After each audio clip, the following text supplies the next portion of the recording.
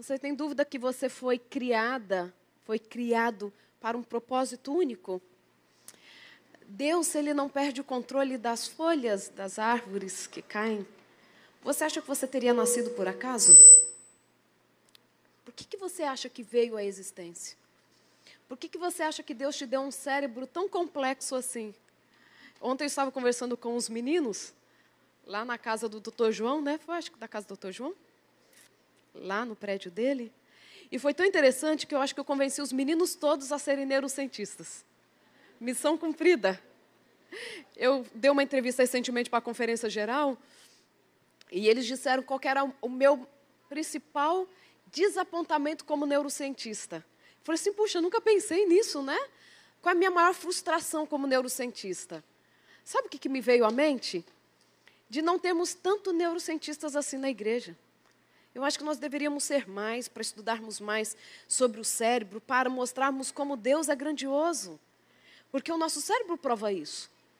Nós temos mais ou menos 86 bilhões de neurônios. E os neurônios não são as células mais abundantes no cérebro. E estes 86 bilhões de neurônios fazem mais do que 100 trilhões de conexões. O neurônio pode ser ativado mais de 100 vezes por segundo. E como ele faz conexão com mais ou menos 10 mil outros neurônios, um neurônio pode ser ativado 10 mil vezes em menos de 1/1000 de segundo.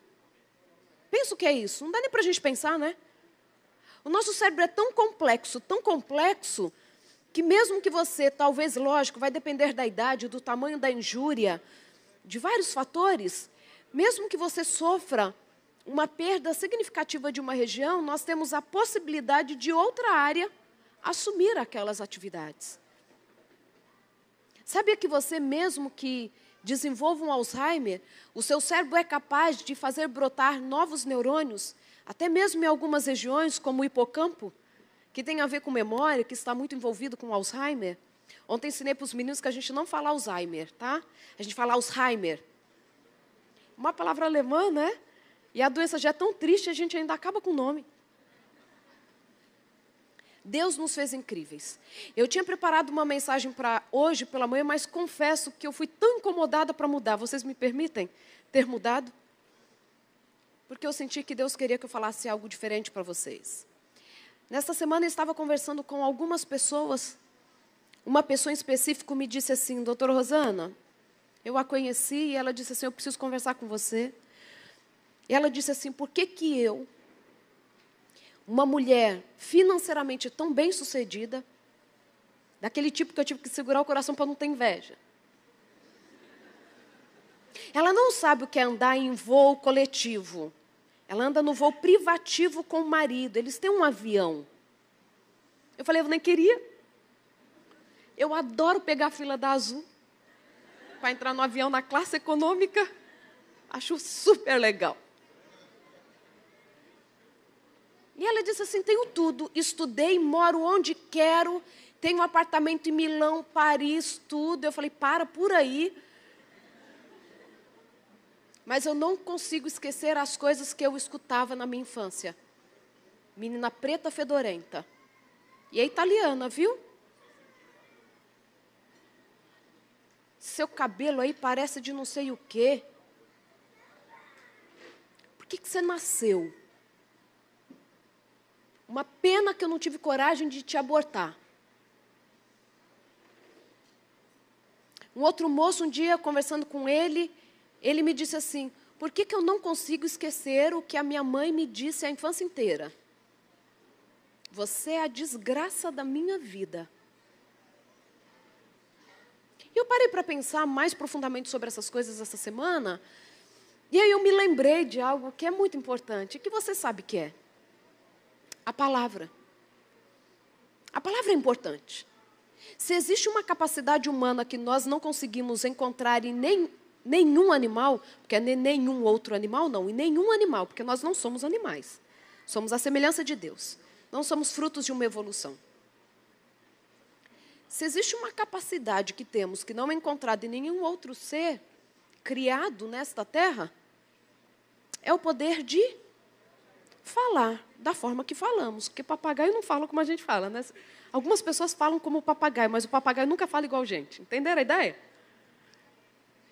Por que a gente tem essa capacidade da fala? Não vou entrar nem nos detalhes de como o nosso cérebro processa para vermos uma palavra, ler, falar sobre ela, porque é tudo muito complexo.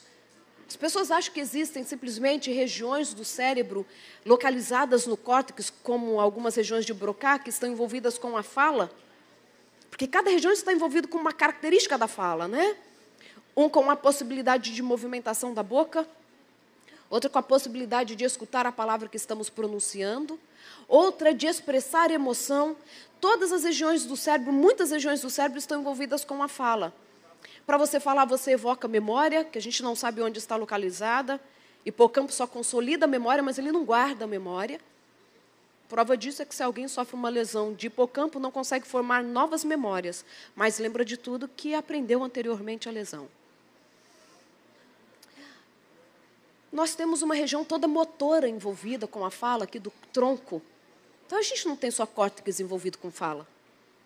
É algo tão complexo e tão incrível que nós nos tornamos quem somos. E aí existe uma grande discussão, até mesmo dentro da evolução, da teoria da evolução, que não existe um correspondente evolutivo com outros animais, quando nós pegamos a capacidade de córtex pré-frontal, dorso medial, de pegar uma palavra e conseguir traduzi-la, e de conseguir expressá-la.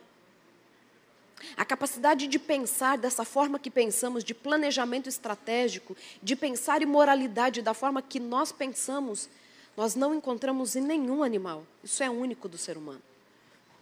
E aí eu te faço já uma pergunta. Como você tem usado esta característica, ou essa possibilidade, esse dom que Deus te deu? Você lembra das palavras que você já escutou, que foram as mais significativas na sua vida? Você lembra? Pensando nisso esses dias, porque eu gosto muito de pensar como você, eu falei assim, puxa vida, algumas pessoas acham a minha história incrível de vida, né? Eu sempre achei muito comum. Na verdade, eu formei a minha graduação em psicologia, que as pessoas não sabem, né? A minha graduação em psicologia. Eu fiz a Universidade Estadual Paulista, que na época era a melhor faculdade de psicologia da América Latina. Passei em terceiro lugar na classificação, quarto lugar, na classificação geral da Unesp. Teria feito medicina se quisesse. Se fosse hoje, né, que você passa pela classificação, você escolhe um curso. Na época eu já havia escolhido psicologia. Quando no segundo ano eu já começo a trabalhar com neurociências, fui para o laboratório de psicobiologia lá da universidade, trabalhei nas pesquisas do Dr. Greff, um dos maiores neurocientistas brasileiros, fez todo o mapeamento de ansiedade e depressão no cérebro, chegou a concorrer ao Prêmio Nobel com esses estudos que nós desenvolvemos, mas o Candel, que trabalhou com a memória, merecidamente leva o prêmio de 2000. E quando eu vou para lá, eu peço uma bolsa de investigação científica para o governo, pelo CNPq. Foram mais de 20 mil pedidos de bolsa e eu fiquei em segundo lugar na classificação geral, baseado no meu histórico escolar. E termino minha graduação, já entro na USP, Ribeirão Preto, para fazer o mestrado, mas, ao mesmo tempo, passei em terceiro lugar, aí foi o terceiro lugar, para também fazer o mestrado na Escola Paulista de Medicina. Fui para lá. Lá eu faço mestrado, no final do mestrado vou para um congresso de ciências e eu ganho um prêmio, uma menção honrosa pelo melhor trabalho de neuroquímica de 2004. Aí eu termino o meu mestrado, faço o doutorado, faço um pós-doutorado na própria Escola Paulista de Medicina, vou para a USP, faço mais um pós-doutorado lá e, quando estou lá, recebo um convite do governo norte-americano para desenvolver pesquisa com suporte do NIH, na Universidade de Toledo, em Ohio. E lá eu fiz o meu terceiro pós-doutorado. Aplico, então, para o Green Card, porque eu queria continuar morando nos Estados Unidos. Depois que a gente prova daquela água, fica tão difícil. É tão difícil voltar para casa. Mas não sou filho pródigo, só foi difícil voltar. E aí eu peço para o governo a residência permanente. Já estava grávida da minha baby, Angelina, que deveria estar aqui, mas por conta da troca das datas, Só volto para São Paulo na segunda-feira, já à tarde, chego tarde, na terça pela madrugada a gente já viaja para a nossa casa. Quis poupá-la de mais uma viagem, mas eu tive que dar uma enganada no que eu viria fazer aqui, porque senão ela iria ficar chorando em protesto, porque ela gosta de gente, gosta de conhecer gente nova. Então eu não falei muito o que eu iria fazer aqui nesse final de semana. E aí, eu já estava grávida da Angelina, aplico para o Green Card, e o governo norte-americano não me faz nenhuma pergunta a mais, porque o governo norte-americano me reconhece alguém com habilidades extraordinárias. Mas sabe por que isso é tão interessante? Sabe o que é tão interessante nisso tudo? É que para mim isso era muito simples. E simples, mesmo sendo filha de pedreiro e doméstica. Sabe por quê? Porque um dia eu escutei algo dos meus pais. Os meus pais, mesmo na sua simplicidade acadêmica, eles eram muito sábios. E na sabedoria você sabe dizer as coisas.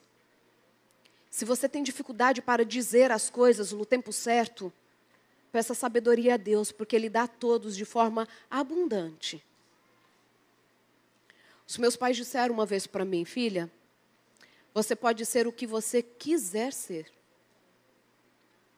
Desde que o que você for fazer, volte para Deus em forma de serviço. E é tão interessante porque eu praticamente não enxergo. Eu finjo que eu estou enxergando. Né? Eu tenho uma perda visual do olho esquerdo muito significativa por conta de um sarampo na infância. Tem uma cicatriz na retina e outros problemas. Os médicos achavam que eu ficaria de fato cega, cresço com muita dificuldade para enxergar, mas Deus ele vai fazendo os milagres dele, né? Mas eu cresci com muita dificuldade para enxergar, tenho dificuldade para enxergar até hoje. Não sei como trabalhei com neuroquímica a vida inteira. E aí os meus pais, percebendo que eu tinha aquela dificuldade para enxergar, eu não conseguia ler as coisas. E sabe quando as crianças vêm aqui na frente participar? Vão ler um jogral, alguma coisa? Eu não era capaz de ler. Aí os meus pais tiveram uma ideia. Eles disseram assim, filha, você não precisa ler as coisas lá na frente. Você tem uma capacidade de memorização que é incrível. Então você pode decorar tudo. As crianças vão lá para frente com papel, você não precisa levar o papel, é só você decorar. A gente lê e você decora, combinado? Combinado. Eu passei a ter uma capacidade de memorização, não extraordinária, mas o suficiente para sobreviver. Mas sabe o que é incrível? Hoje eu penso assim, eu não tenho essa capacidade de memorização, mas um dia os meus pais disseram que eu tinha. E isso fez diferença na minha vida, na história da minha família. Porque senão eles poderiam falar assim, olha, é melhor você não participar, fica sentadinha, quem sabe alguma outra coisa você consiga fazer. Mas eles vêm e dizem assim, você não precisa ler, você pode memorizar. O que você tem dito para os seus filhos? Deixa eu te fazer uma pergunta um pouquinho mais complexa. O que você tem dito para o seu cônjuge e o seu filho escuta? Estudos norte-americanos indicam que os meninos preferem levar uma surra dos seus pais, falando do homem. Eles preferem que o seu pai lhes dê uma surra do que escutá-los falar alto com a mãe deles. Então você precisa se orgulhar mais de ser um bom marido do que de nunca ter dado uma palmada no seu filho. O que você tem dito? E eu gosto de alguns personagens bíblicos. Eu gosto de Esther. Gosto de tantos. Mas eu gosto muito de Esther. E você pode abrir a sua Bíblia no livro de Esther. Um livro aí antes de Jó. Então, de trás para frente, a gente tem Salmos, Jó e Esther. Entenderam? Porque a sequência é Esther, Jó e Salmos. Você está aí aberto? Capítulo 2. Todo mundo conhece a história de Esther? Alguém não conhece? Porque se não conhecer, eu dou um panorama da história. Todo mundo conhece a história de Esther? Não? Então vou passar rapidamente pela história de Esther. O rei Assuero, ele era o grande imperador do mundo. Ele havia tomado o reino mundial, inclusive de Babilônia. Agora ele era o grande rei de todos os impérios, eram 127 províncias. Dessas 127 províncias, todo mundo tinha que vir e adorar o rei Assuero. Um dia ele está dando um banquete que durou 6 meses. E na última semana ele abre aquele banquete para todos os moradores de Suzã, que era a capital. E durante aquele banquete, ele já embriagado, manda uma ordem para a rainha Vasti. Quero que você se apresente aqui para os homens com a coroa real. E Vasti diz assim, vou nada. Não vou atender seu pedido. O rei fica atordoado sem saber o que faz, porque a rainha havia desobedecido uma ordem. Os seus conselheiros então dizem assim, olha, rainha tem que obedecer o rei. Como Vasti não fez isso, ela perde a coroa real, porque senão as mulheres desse reino vão se rebelar, cada uma contra o seu marido, e nós vamos perder o controle do reino. Então ele pensa, de fato, tira a rainha Vasti desse cargo. E aí então um dia ele fica com saudade de Vasti. Depois das guerras dos reis, Assuero está ali sentado pensando e fica com saudade de Vasti. Para que ele não tenha uma recaída, se nós pudéssemos falar na linguagem de hoje, os seus súditos ali, os sábios, chegam e falam assim, rei, nem sonha de trazer Vasti de novo, porque o segundo erro seria maior que o primeiro, né? Provar que não vive sem uma mulher, isso é muita fraqueza. Imagina para um rei. Então eles têm uma ideia, vamos fazer assim, vamos achar uma nova rainha.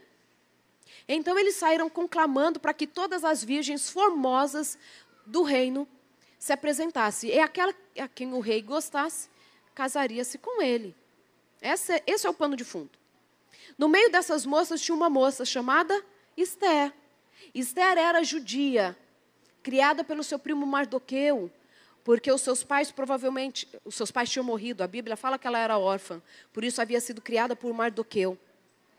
Ela tinha aproximadamente 17, 18 anos de idade. E aí, então, quando passa aquela conclamação, a gente não sabe se ela foi impelida, ela foi obrigada a se candidatar ou se ela de fato se candidata. As moças, antes de passar na presença do rei, tinham que passar por 12 meses de tratamento de beleza. Sonho meu e seu. Melhor ainda, tudo pago pelo rei. Olha só. Já fica aí uma dica para os homens de plantão. E aí,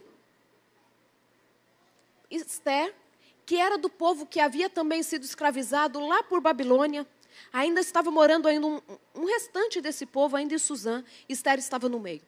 E é assim que o livro de Esther começa, contando toda essa história. Esther está ali, se candidata, ela fazia parte da minoria que havia sido escrava, e ela agora se apresenta diante do rei. A Bíblia mesmo diz aí no capítulo 2 que Esther conquistava a todos por onde ela passava. E ela caiu na graça, no favor de Hegai, que era quem cuidava das moças, antes de se apresentar para o rei. É tanto que ele gosta tanto dela, que a coloca no melhor aposento da casa das mulheres. E dá para ela as melhores servas para cuidar dela.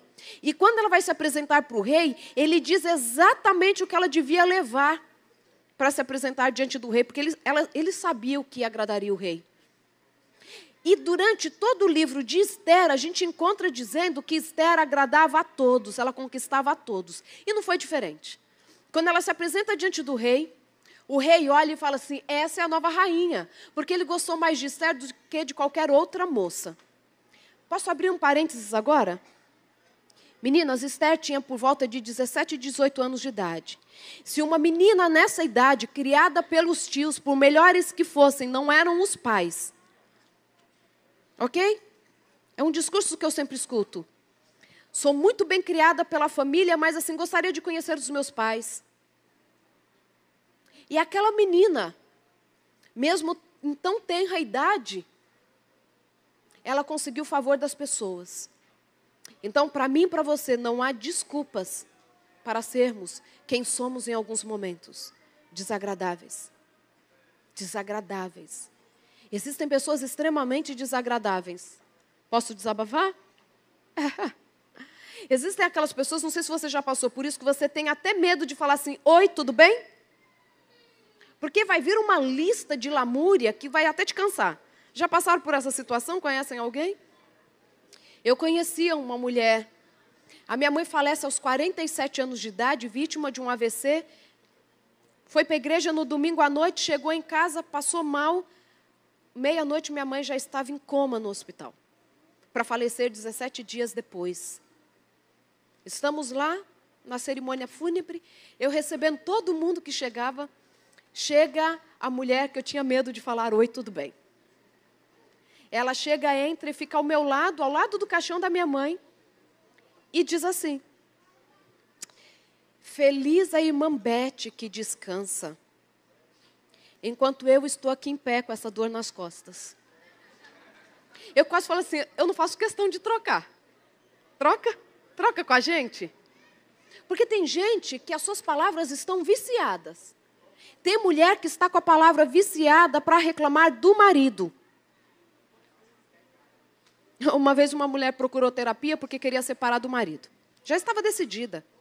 Não queria mais aquele casamento. Claro que todo réu tem direito de defesa. O marido foi chamado. Por que você acha? Você sabe por que você está aqui? Não tenho a mínima ideia. É porque a sua esposa quer separar de você. O homem leva um choque. Como na maioria das vezes o homem leva um choque quando a mulher quer separar. Mais do que a mulher. E aí ele fala assim, meu bem, são 35 anos de casados. Por que você quer separar agora? E ela diz assim, porque você não me ama mais. Ele é assim, como assim? Quem te contou isso? Você não me ama mais, eu não posso viver com um homem que não me ama. Mas eu te amo. Ela falou assim, então, porque desde que a gente casou, você nunca disse que me ama. Aí o choque dele foi maior. Ele disse assim, querida, no dia do nosso casamento, eu disse na frente de todo mundo que eu te amava. O dia que eu trocar de ideia, eu te aviso. Simples assim. E ela sofrendo. Claro que eu não estou justificando o homem, mas às vezes a gente não sabe lidar com as palavras. E parece que eles resolveram, porque ele confirmou. Queridos, as palavras têm um poder muito grande. E eu gosto que quando você vai aí, ó, versículo 10. Então ela está, entenderam a ideia? Ela é acolhida como rainha naquele palácio. E o rei ama Esther. A Bíblia fala, meninas, depois eu falo com os meninos. Meninas, a Bíblia fala que quando Esther e o rei Assuero casam, ele ficou tão feliz, que ele aliviou a pressão sobre as províncias. E houve paz no reino. Tem noção do que uma mulher é capaz de fazer? Gente, uma rainha não era tão importante quanto um rei. Ela consegue mudar um homem. Eu sei que alguns homens são mais difíceis do que o Assuero. O Assuero só matava, arrancava a cabeça, destituía reis, depunha rainhas. Mas a solução para a nossa vida. E aí é tão interessante, é nesse ponto que eu quero que nós pensemos um pouco. Versículo 10. Esther não havia declarado o seu povo nem a sua linhagem, pois Mardoqueu lhe ordenara que não o declarasse. Ela se torna rainha e ela não diz que é uma judia. Aí você fala assim, puxa vida, por que ela não declara que ela é uma rainha? Porque o seu tio havia dito para ela que esse era o melhor caminho. E aí então, quando ela está lá, acontece a grande história de fato do livro. A história toda é contada por conta desse ponto. Que um dia levanta quem contra o povo? Judeu? Amã. Amã era o homem mais poderoso do reino depois do próprio rei. Amã todos os dias saía do palácio e encontrava Mardoqueu sentado à porta do rei, porque ali trabalhava. E todas as pessoas se prostravam diante de Amã em reverência, mas Mardoqueu não fazia assim. Porque Mardoqueu era judeu e se prostrava somente diante do Deus Altíssimo. Amã então um dia sai de lá revoltado e diz assim para a sua esposa, que não era uma mulher sábia. A história nos mostra isso. Olha, eu tenho tudo que quero. Tenho os filhos que quero, a casa que quero. O rei me adora. O rei não toma nenhuma decisão sem falar comigo. Só que Mardoqueu me aborrece. Tudo que eu tenho não tem valor por causa de Mardoqueu. E aí a mulher dele fala assim, por que você não constrói uma forca e pede a cabeça desse homem para o rei te dá, e enforca esse homem que te traz tristeza. E de fato Amã faz uma forca. Mas como se não bastasse, Amã fala assim, quer saber de uma coisa? Quero matar todo o povo judeu, esse povo miserável. E ele então consegue pegar o sinete do rei, o carimbo do rei, e consegue colocar uma lei, dizendo que no dia específico, todos os judeus deveriam ser mortos e os seus bens saqueados. Quando Mardoqueu fica sabendo aquilo, manda chamar Esther e diz assim, Esther, talvez seja para este momento que você foi colocada como rainha, porque o nosso povo vai morrer. E se você não interceder por nós diante do rei, Deus irá livrar o seu povo e talvez você e a sua descendência deixem de existir.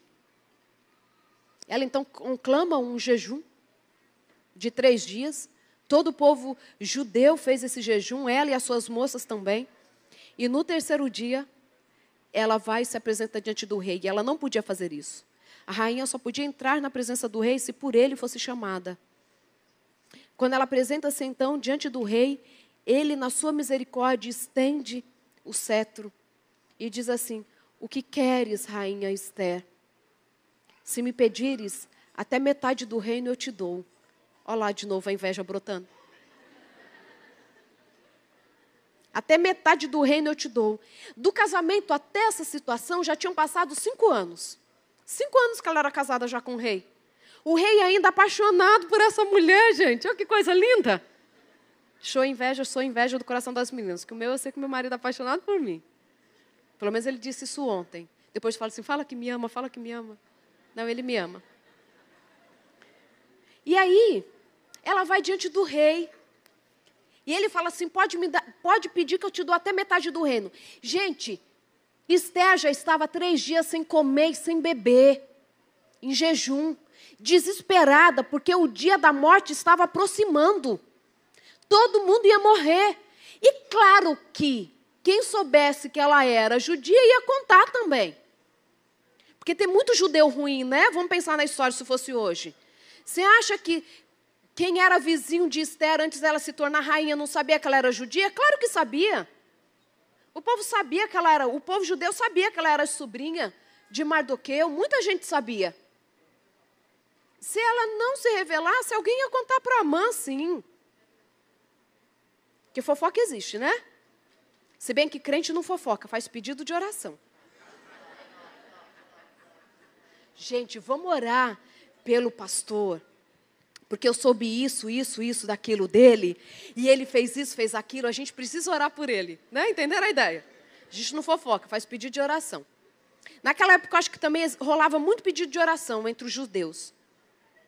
E aí, Esther estava, assim, muito preocupada.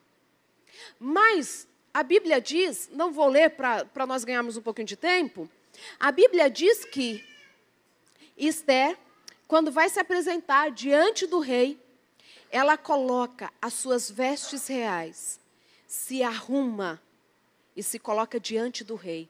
E o rei olha para aquela mulher e fala assim, pega o facinho. Ela estava linda, arrumada, alinhada, é tanto que ele não desconfia o que ela tem para pedir. Meninas, parem de fazer teatro com as coisas. Eu sei que você fica angustiado, o seu filho deu trabalho, mas não é motivo para o marido chegar e você se rasgar, gritar. Aprendi uma coisa com a minha mãe. Filha, deixa o seu marido chegar, entrar, comer, tomar banho. Depois que todas as necessidades básicas dele estiverem saciadas, você traga o desafio que você teve durante o dia e que você não pode resolver sozinha. Aquilo que você resolveu, nem diga para ele. Nem diga para ele. Se apresente de forma digna sempre. Não estou falando só da nossa aparência, ok? Serve para todos. Na nossa forma de se portar nas situações. O rei diz assim, se quiser, eu te dou até metade do reino. Ela falou assim, a única coisa que eu quero, rei, que o senhor e Amã aceitem o meu convite para um banquete que eu estou fazendo para vocês para amanhã. O rei assim, nossa, que honra, a rainha fazendo um banquete para mim. Até o rei se sentiu lisonjeado, mesmo estando farto de banquetes. A mãe então se achou, né? Imagina a rainha fazendo um banquete, ele um único convidado, junto com o rei. Naquele momento, Esther não disse o que ela tinha para dizer, porque gente sábia sabe a hora de abrir a boca. O rei vai no outro dia no banquete, ela fala assim, tem mais um banquete para convidar, ela está preparando a situação. E quando ela diz, ela vai direto ao ponto. Ela diz assim, Amã planejou a minha morte do meu povo. A minha morte do meu povo. Ela se inclui no problema. Do jeito que o rei amava Esther, ele ia dar um jeitinho de dar uma cidadania para ela, persa, para ela não morrer. Não, ela é judia, mas ela também é persa. Ele teria feito alguma coisa por ela. Mas ela se coloca no meio do problema. E nós temos uma tendência, né? O problema foi da equipe, que errou no procedimento, que não escutou o que eu disse. Não, nos casos mais graves, a gente até fala assim, não, o seu filho que fez isso. Não é nem nosso, né? A gente se exclui do problema. E aí, gente, ela conta, e o rei fica surpreso em descobrir que ela é judia. Eles já estavam há 5 anos casados. Existem coisas que a gente tem que saber a hora certa de falar. Existem momentos da vida que nós temos que aprender a silenciar. Porque existe um momento exato para nós falarmos algumas palavras. E aí nós sabemos do desfecho da história. O rei não podia revogar a lei, mas dá aos judeus o direito de se defenderem no dia da matança. Nenhum judeu morre. Foram os judeus que mataram os seus inimigos. Mas não saquearam, porque o que eles queriam era somente a vida. Parece que o favor que o povo mesmo, os judeus, recebem para voltar para a sua terra e reconstruir, vem dessa história de Esther, que fez com que o povo tivesse simpatia pelo povo judeu. Mas de todas as histórias, envolvendo palavras, que eu acho impressionantes, está lá no Novo Testamento. Existem muitas histórias no Antigo Testamento que são incríveis quanto à palavra. Ana, que quando é afrontada pela segunda esposa do seu marido, e o marido a vê chorando, porque Penina a irritava dia e noite até que chorasse, e não quisesse comer. Penina significa fértil, e Ana era estéril. E ela a provocava, porque ela tinha filhos e Ana não tinha filhos. Quando o seu marido um dia, mais uma vez, a vê chorando, e sabia que era Penina quem a irritava, ele diz assim, Ana, por que choras? Não sou eu melhor para você do que 10 filhos? Ana se levanta e vai para o templo chorar. E quando ela chega lá, o próprio profeta Eli diz assim, mulher, por que estás embriagada a esta hora da manhã? Comportas-te como uma vadia. E ela responde, não, Senhor meu, sou apenas uma mulher atribulada de alma. Por que Ana consegue ter esse equilíbrio mesmo em meio à dor? Porque é algo que se desenvolve durante a vida. As circunstâncias têm que trazendo para a nossa vida maturidade. E algumas pessoas envelhecem, não amadurecem, apodrecem. O que a maturidade tem feito com as suas palavras? O que você dizia quando era jovem e hoje você pondera antes de proferir essas palavras? E ela então consegue favor de Deus, não somente por controlar as suas palavras, mas Deus olha para aquele coração aflito. Ela poderia ter falado para o seu marido, agora você me pergunta por que eu choro, né? Você vai lá e escolhe outra mulher que me irrita, você não me defende, agora eu estou chorando porque ela não me deixa nem comer. E você vem me perguntar por que eu choro, a culpa é sua. Ela não faz isso. Porque talvez ela tenha aprendido com a história de Sara. Sara que oferece a sua serva para Abraão casar e ter um filho, porque também era estéril. Quando o seu marido tem o filho Ismael, ela não aguenta, porque também Agar fazia ciúme para Sara e ficava esfregando Ismael na cara de Sara, sabe? Eu tenho um filho, você não tem? A Bíblia fala mesmo que rolava provocação. O que Sara faz? Fala para Abraão assim, olha, pega o seu filho e a mãe dele manda para o deserto. Na minha casa eu não quero mais. Ela não foi sábia. E aí nós encontramos 2 gerações que brigam por toda a história. Decorrente da família de Ismael e da família de Isaac, que foi o filho que depois Sara teve. Talvez Ana tenha aprendido com Sara que nem tudo que a gente quer falar, a gente fala na hora que quer falar. E cuidado se o seu discurso é assim, eu sou tão sincero que o que eu quero eu falo na cara. Eu sei que aqui não tem não, em terras distantes isso acontece. Se você fala que quer o que quer porque você é sincera, não. Você é imaturo e sem educação. Porque a gente tem que aprender a falar na hora que tem que falar.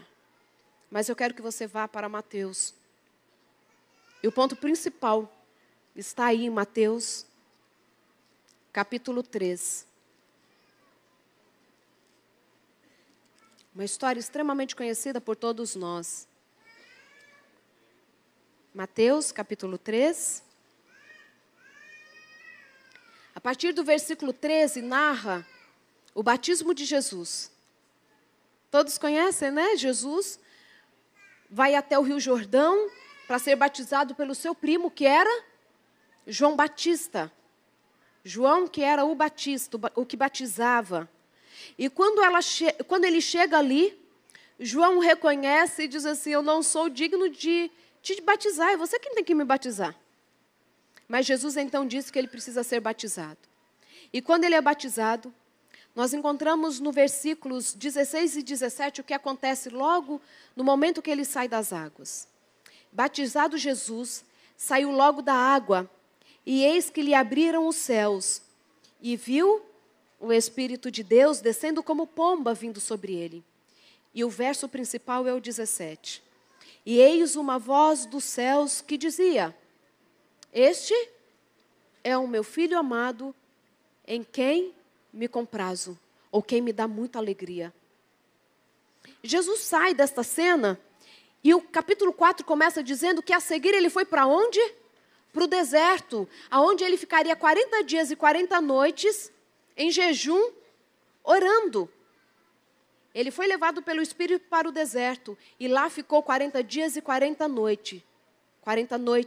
E no final deste período, nós temos o quê? A grande tentação. Vamos lá para o capítulo 4, vamos começar pelo 1, para pegar o contexto.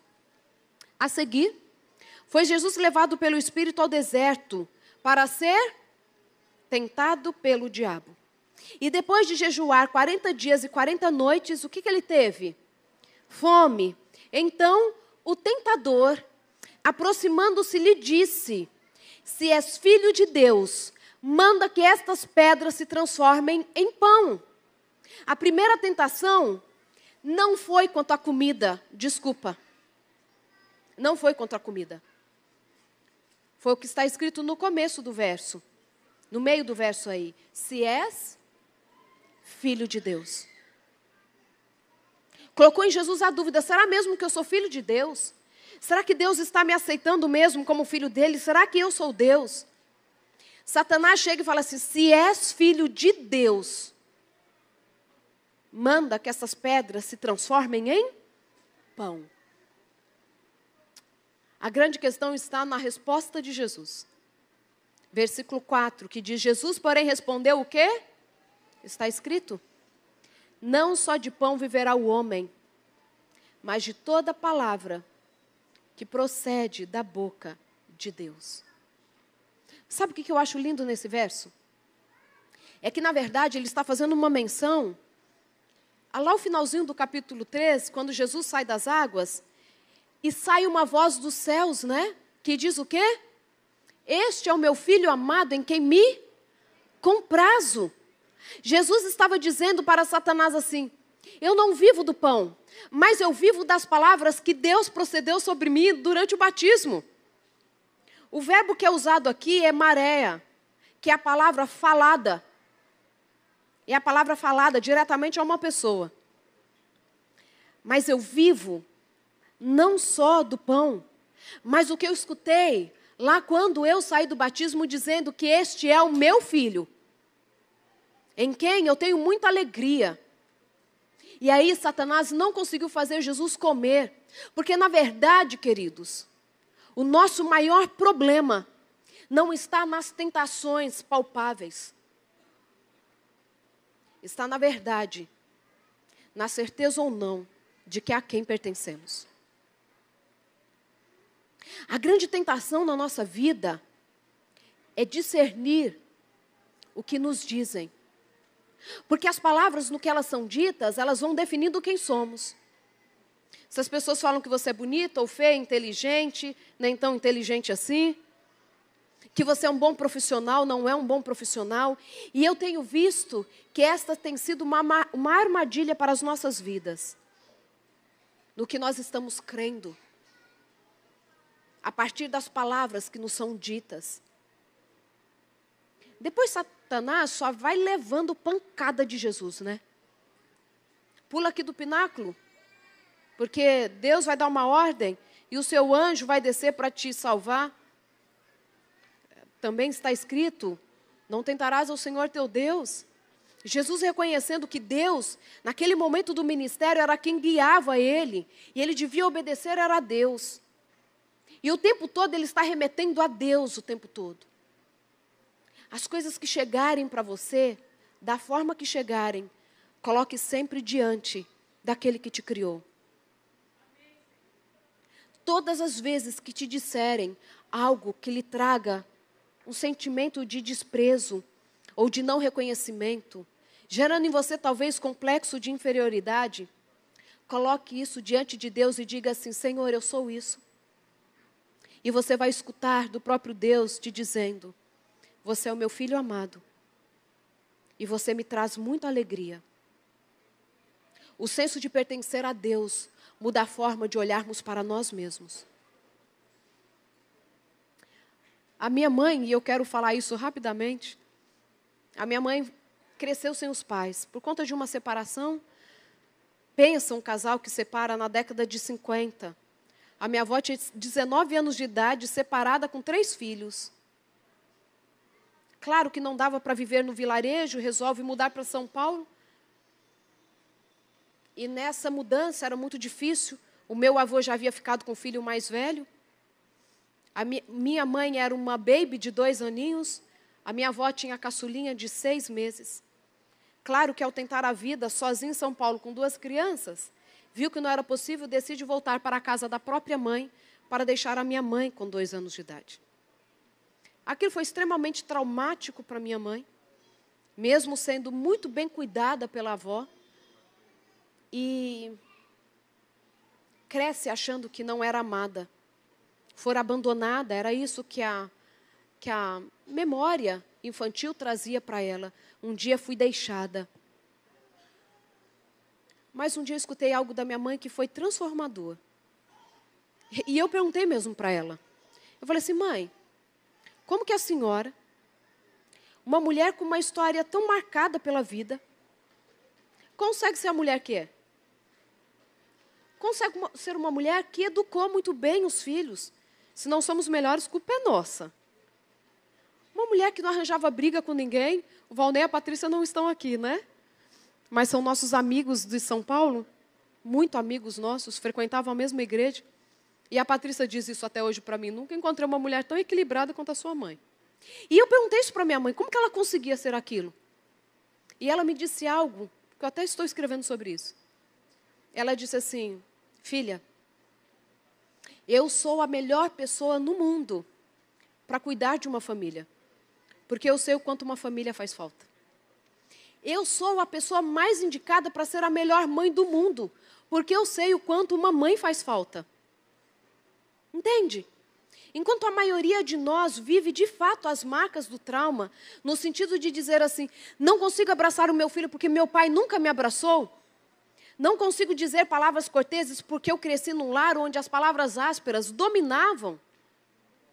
Você pode ser a pessoa mais indicada para pegar essas palavras e usá-las de forma oposta. Se você não recebeu amor, você sabe o quanto o amor falta. E você é a pessoa mais indicada para dá-lo. Se você cresceu e até hoje parece que as palavras malditas ecoam na sua vida, nos seus sentimentos, nos seus relacionamentos, você é a melhor pessoa para usar palavras corteses. Porque você sabe como palavras amáveis fazem falta. Jesus consegue se manter durante a tentação, porque ele lembrava das palavras de Deus. Independente da sua origem, independente da história que a vida foi escrevendo juntamente com você, que você possa escutar Deus dizendo o que você significa para Ele. Você significa para Deus um amor incomensurável, a ponto de morrer numa cruz, para dizer assim: eu quero você para sempre. Se as pessoas ao seu redor não dizem o quanto você é importante, saiba que Deus todos os dias o faz acordar como prova de um amor inquestionável. Se você acha que as coisas estão difíceis, que parece que não é possível suportar, e por que a gente vive algumas circunstâncias tão desafiadoras, saiba que Deus prometeu que um dia voltará para enxugar dos nossos olhos todas as lágrimas. Está escrito em Apocalipse, capítulo 21. E Ele lhes enxugará dos olhos todas as lágrimas. E a dor, a morte, não mais existirão. E a última palavra nesse conflito do bem e do mal virá da própria boca de Deus, dizendo: ó morte, onde está o teu aguilhão? Deus, com uma voz, com a força muito mais intensa do que a do trovão, vai dizer lá dos céus, quando estiver voltando: vinde benditos do meu Pai, entrai no gozo, na herança que está reservada para vocês desde a fundação do mundo. Deus ama você, independente da sua história, independente do que fizeram com você, de bom ou de ruim, porque mesmo que nós olhemos para nós mesmos e achamos que nós estamos na média ou acima da média, existe muito ainda para ser melhorado em nós.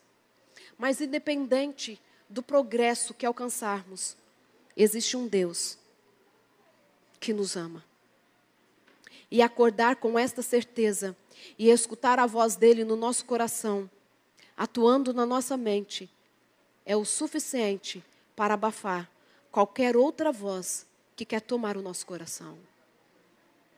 Talvez para aqueles que estão nos assistindo pela internet, talvez Deus, neste momento, esteja falando para você mesmo, que está com o coração aí angustiado, achando que a vida não tem sentido, mas sabe que Ele te ama. E a dor, o choro, pode durar uma noite, mas pela manhã, a alegria vem. A alegria sempre aparece na nossa vida. Porque depois da tentação, os próprios anjos desceram e alimentaram Jesus e o confortaram. E mais uma vez disseram assim: Deus te ama, hein? Deus te ama. Deus ama a mim e a você. E que Ele cuide do seu coração sempre. Que cuide do meu coração sempre. Para que a boa obra que Ele iniciou em nós, Ele possa completar. E dentro desta boa obra se encaixa João, capítulo 10, versículo 10. Eu vim para que tenham vida e a tenham em abundância. E o versículo 10 é um contraste ao versículo 9, que diz que o ladrão vem para matar, roubar, destruir. Mas eu vim para que tenham vida e a tenham em abundância. Qual voz você está ouvindo? Do ladrão, que vem para matar, destruir, roubar, tirar os bons sentimentos, ou daquele que veio para que tivéssemos vida e a tivéssemos em abundância? Que Deus abençoe a mim e a você. Que a boa obra que Ele começou, que Ele possa completar, hoje e sempre. Amém.